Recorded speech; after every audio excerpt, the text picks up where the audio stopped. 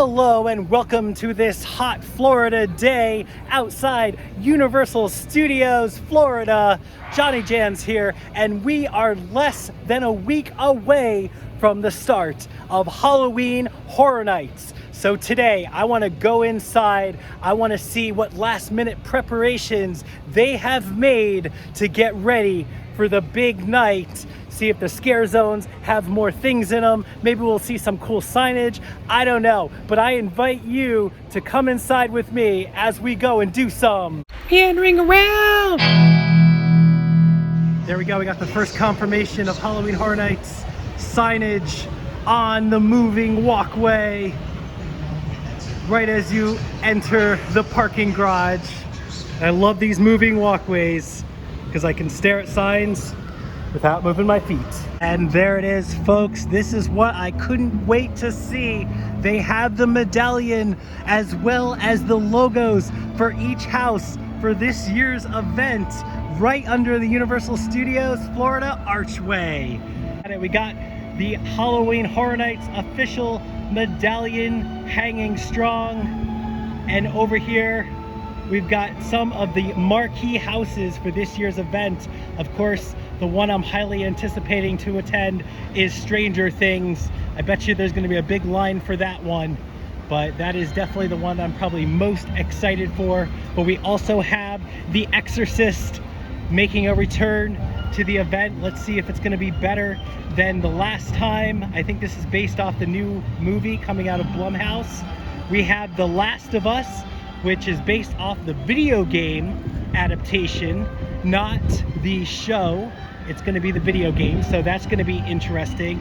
We have Chucky, which is based off the USA Network show, not the Child Plays movies. So there's another different adaptation of a franchise.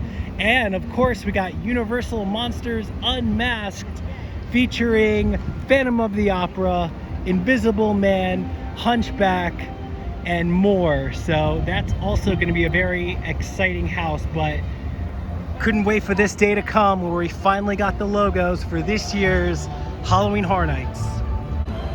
And I am super excited that I get to attend because I have my annual pass, which gives me a free pass ticket to Universal Horror Nights. Don't know exactly when it's going to be. I'm going to have to talk to someone and find out exactly what my options are. I'm sure it's not going to be being able to use that close to Halloween. I'm hoping for like mid-September because then the weather will cooperate. Right now it is just hotter like the surface of the sun right now. I'm slowly melting even as I'm standing here.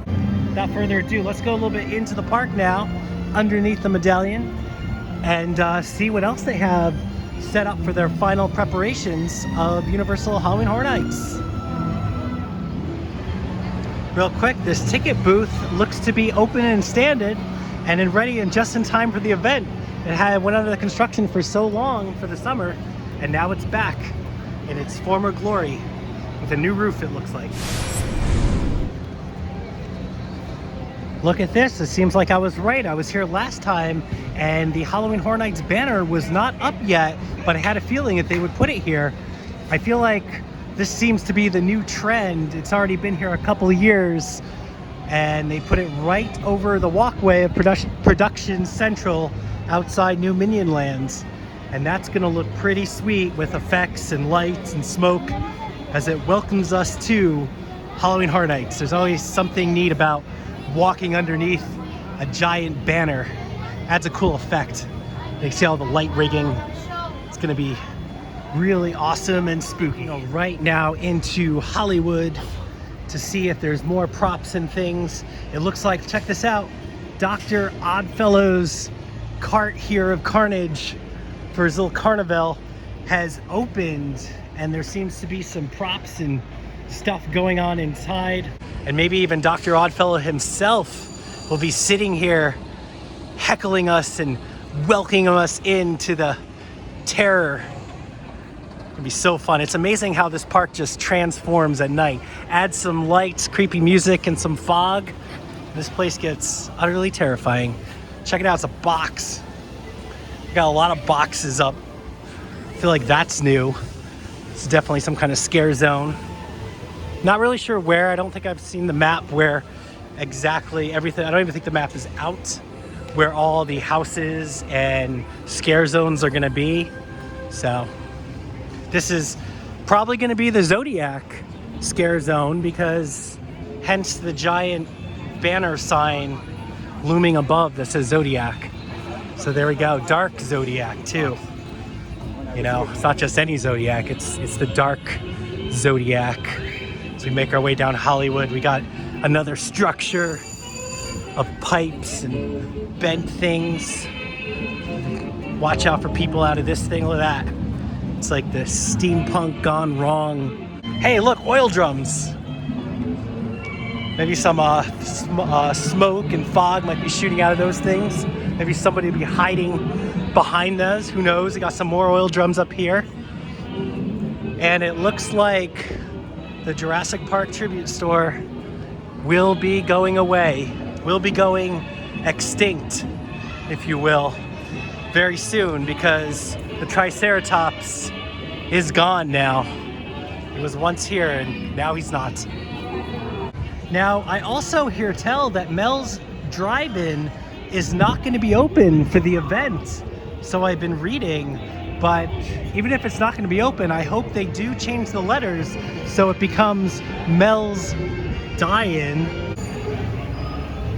Check this out, right outside the newly located Starbucks building.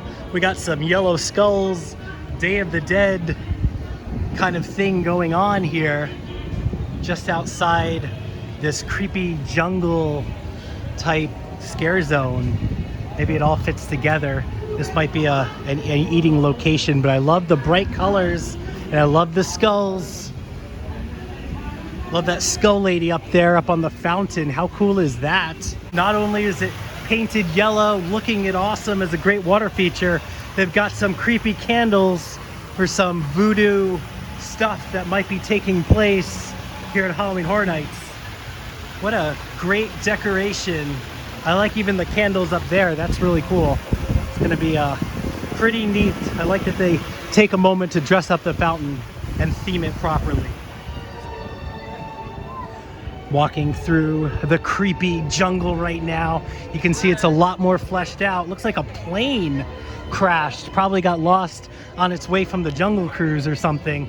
Kind of gives me that feel as it crashed into some bushes here. It's really cool. There's a lot more setup than it was last time I was here. On our bushes. There's a hanging bat. What's up, Batsy? Getting ready. This is always one of the most well-done scare zones, I think, in every year is here by Central Park. I feel like they go the most all out for it. I remember years past they had pumpkins covered through here, and I feel like they do the best job here in this walkway decorating it out of all the scare zones. That and the entranceway. The entranceway is always pretty good into Universal Studios because that just gets you pumped and primed and ready for the event. But check out, we got boxes. We got boxes over here. Look at this, we got a creepy spider just looming on the top of this little pillar structure.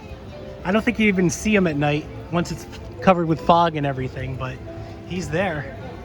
He knows you're there, he's watching you. Also, I just noticed these character paintings on the side of this character painting stop here, gazebo, and you got The Rock and you got Doc Brown. Looking awesome. I don't think I've even noticed that. And you got the Blues Brothers right there, Jake and Elwood. That's some fun characters. Almost makes me want to make a character of myself. But I'm already quite the character, I have to say. And if I want to characterize myself, all I have to do is just snap my fingers. And there you go. JohnnyJans, character. Welcome to Springfield. I feel like it's one of the areas that definitely lacks this year for Halloween Horror Nights. It seems like they kind of glossed over it. Missed opportunity. It would be nice to see a scare zone or something a little decorated over here. Imagine a haunted Springfield. Imagine Treehouse of Horror at Halloween Horror Nights. Also, remember Lard Lad? He came to life. Good for him. This is different. I'm outside the Men in Black building right now, and they've got some walls over the Men in Black Alien Attack sign, and it looks like they punched out the MIB lettering. Now, hopefully they're just gonna bring it back and make it clear, and it doesn't mean that this attraction is going away anytime soon, because that would make me sad, because I love protecting the universe against the scum of the aliens. And it's only 10 minutes right now. It's never a long wait for a Men in Black alien attack. Behold, outside the Fear Factor stage, which I think it's going to be known as the Fear Factor stage. They've had other shows in the past. Never going to call it the Bill and Ted stage. I'm going to call it the Bill and Ted stage in honor of Halloween Horror Nights. But we got the banner for Nightmare Fuel. Revenge Dream will be the performance. And I saw them last year and they were pretty epic. A lot of pyro and a lot of cool magic effects and very loud. So all kinds of things that you want at a spooky event. And located right here on the bridge between the intersection of Springfield and over in London, we have this creepy castle looking, probably some kind of food stop is erected. And judging by the background of it, it probably is gonna be something to do with the Dueling Dragons. So I can assume that the Dueling Dragons house, which is a tribute to the roller coaster over at Islands of Adventure, is gonna be somewhere in this area. I can only assume. And then after you enjoy the house, you can probably come out and get some kind of fiery treat or ice blast drink. You choose your dragon. Choose thy fate, as they say. Now, normally, the event does not really touch Diagon Alley and anything Harry Potter, but I did hear that Death Eaters will be making their appearance inside Diagon Alley this year. I guess they were here last year, but it was just like few and far between, so I didn't see them last time. So I'm hoping that I get to see some Death Eaters inside Diagon Alley this year. I hear that these boxes here have actually something to do with it. These crates were not here, and I think they contain some fog machines and effects. So maybe some Death Eaters will be looming just outside the Weasley's Wizard Bees here shop and beyond. Especially if they're in Nocturne Alley there. It's gonna be so dark. I think it's spooky enough already. So if something was to jump out at me, I'm gonna get pretty scared. The next scare zone, Shipyard 32. It seems like they always have some kind of scare zone related to docks and sea creatures. Very few times it's not here, right in front of the Fast and the Furious ride and attraction. Maybe because it's just the aesthetic of the Wharf, San Francisco area, that this is just a great place to put some kind of sea creature scare zone. You also got Jaws back there. Maybe because it just makes them think of Jaws. How we miss Jaws. What is that, a shark cage or a monkey cage? Quote Jaws. I don't know, but it's here in the shipyard. I don't know what that shark's gonna do with it. Might eat it, I suppose. Look over here, right in front of the exit to Fast and the Furious. We've got a crane constructed, lifting up some boxes. It's about to get really spooky here at the Shipyard 32. Probably gonna be another good scare zone. I guess all throughout the event, we're gonna be reminded about Dr. Oddfellow as he's engulfed in the entire story. And now we got a truck for Oddfellow Trading and Imports. It's like he imported the horror over here to Shipyard 32, or maybe this is where he does his exports and imports at the Shipyard 32. Maybe that's the tie-in, right? Can't wait to see. This symbol that's right beneath the scare zone for Shipyard 32 looks an awful lot like the Zodiac symbol over in the Zodiac scare zone, thus tying everything together. That's my assumption. Maybe like every scare zone's actually going to be tied together nicely this year. And we must be close to the Chucky house because we have Chucky's killer treats. And I know when I think Chucky, I definitely think some killer treats. Last year at the event, they did have Chucky too, and they also had a Good Guy food truck where I had this burger. I'm not gonna lie, it was a monstrosity. It was like you took a burger and dunked it in a box of Fruity Pebbles, and whatever stuck, you ate. But it was a Good Guy burger, and you know what? It was good. Good and weird. Vamp 69 is gonna take place just over where that bus is and throughout the streets of New York. I think this is gonna be a pretty exciting scare zone. I love when they do the vampires and they do the different decades. So this is gonna be the Woodstock Festival gone awry with vampires. Should be some bloody fun experience. It's gonna be groovy. And if I was some kind of guessing YouTuber, I would guess that judging by the sea of fences of a queue line here, this is probably gonna be where Stranger Things is. Right out here in the front. It seems like sometimes they're big marquee attractions, and I think Stranger Things is gonna be one of the biggest draws for this year event. And look at the sea that is the queue line. And it's gonna be full, no doubt about it. Oh yes, there will be people. Well, there it is, folks. A little preview of what's to come here at Halloween Horror Nights 32. As remember, we are just in less than a week for the event to start.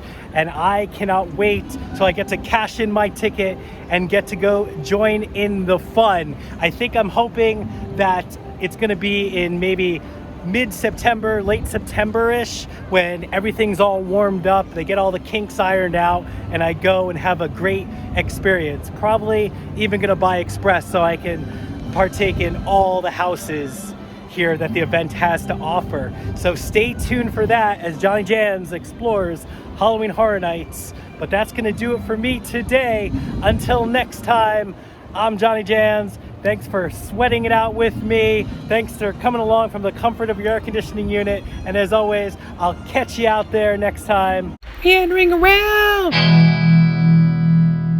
Also, there's a little pigeon here looking at me. Are you ready for Halloween Horror Nights? I bet you are. I bet there's like popcorn and food all over the place. They run on a steady diet of popcorn.